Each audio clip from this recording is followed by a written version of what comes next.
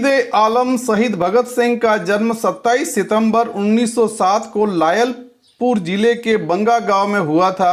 उनके पिता का नाम किशन सिंह और माता का नाम विद्यावती कौर था।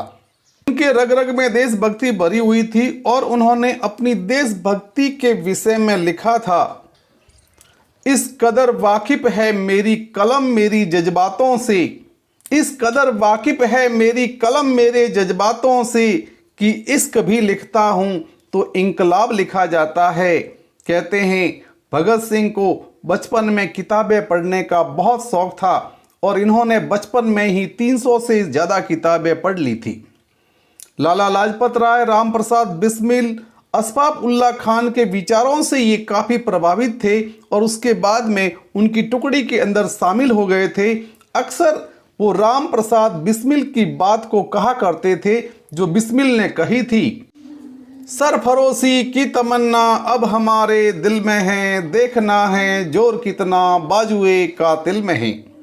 जिस समय में ये क्रांति का दौर चल रहा था, हम सभी जानते हैं उस समय में महात्मा गांधी हमारे देश के सर्वमान्य नेता थे। गांधी जी ने असहयोग आंदोलन शुरू किया कि हम अंग्रेजों की हुकूमत का अगर असहयोग करेंगे तो ये लोग परेशान होकर के अपने याप यहाँ से चले जाएंगे। भगत सिंह भी इस आंदोलन के अंदर शामिल हो गए और इन्होंने पूरा जोर शोर से इस आंदोलन का समर्थन भी किया। लेकिन इसी बीच उत्तर प्रदेश में चौरा चौरी नामक स्थान पर शांतिपूर्ण तरीके से चल रहे आंदोलन कर रहे लोगों पर पुलिस ने गोलियां चलाई, जिसमें 3 लोग मारे गए। भीड़ ने पुलिस थाने को घेर करके आग के हवाले कर दिया, जिसमें 22 पुलिसकर्मी जिंदा जल गए।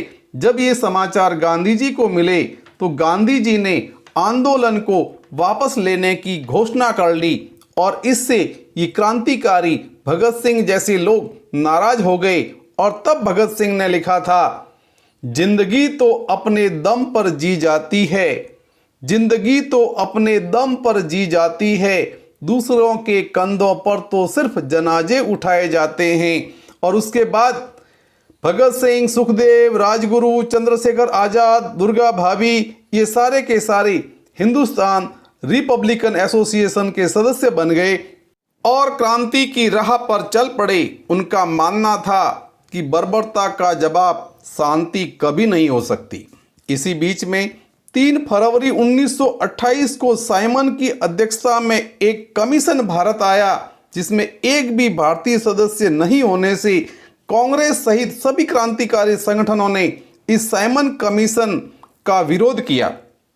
जगह जगह पर साइमन कमीशन वापस जाओ के नारे लगाए जाने लगे, विरोध होने लगा। इसी शांतिपूर्ण आंदोलन में पंजाब के जलियांवाला बाग में आंदोलनकारियों पर अंग्रेजों ने बर्बरता पूर्वक लाठियां बरसाई, जिसमें लाला लाजपत राय बुरी तरह से जख्मी हो गए तथा कुछ दिनों के बाद में उनकी मृत्यु हो गई। ये समाचार सुनकर के भगत सिंह, सुखदेव, राजगुरु, चंद्रशेखर आज़ाद ने तय कर लिया कि वो लाला लाजपत राय की मौत का बदला अवश्य लेंगे। जब ये जानकारी भगत सिंह की मां को मिली तो उन्होंने भगत सिंह के सामने शादी का प्रस्ताव रखा। मां के शादी का प्रस्ताव सुनकर के भगत सिंह ने कहा, मेरी शादी तो आज़ादी से हो चुकी है, मैं दूसरी शादी कैसे कर सकता हूं? यदि मेरी शादी आज़ादी से पहले होती है तो मेरी दुल्हन मौत होगी। इन क्रांतिकारियों ने लाला लाजपत राय का मौत का बदला लेने के लिए सैंडर्स की हत्या कर दी, जो उस लाठी चार्ज के अंदर एक अहम भूमिका में था। इसके बाद में भगत सिंह ने कहा कि अंग्रेज सरकार बहरी हो चुकी है और हमें अपने संघर्ष की गूंज इस बहरी सरकार के कानों तक पहुंचाने के लिए असेंबली में धमाका करना होगा, ताकि ये समझ जाएं कि हम असेंबली को भी चाहें तो ख़त्म कर सकते हैं। पर उनका मकसद कोई जनहानि नहीं था। असेंबली में धमाके से अफरा तफरी मचा दी, लेकिन वो बम ब्लास्ट करने के बाद में भी वहीं खड़े रहे और खड़े रह करके इंकलाब जिंदाबाद, इंकलाब जिंदाबाद के नारे लगाते रहे।